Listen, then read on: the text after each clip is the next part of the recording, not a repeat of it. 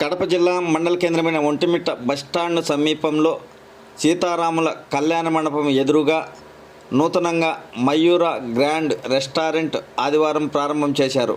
అందరికీ అందుబాటులో ఉండే విధంగా సరసమైన ధరలకే రెస్టారెంట్లో అన్ని రకాల ఫుడ్ ఐటమ్స్ ఉంటాయని నిర్వాహకులు శ్రీకాంత్ రెడ్డి, కొండారెడ్డి తెలిపారు.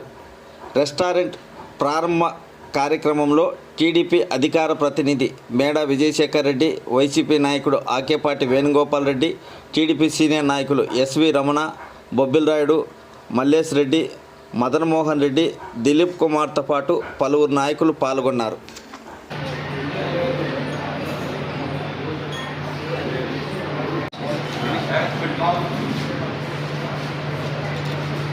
ఇక్కడ వచ్చారు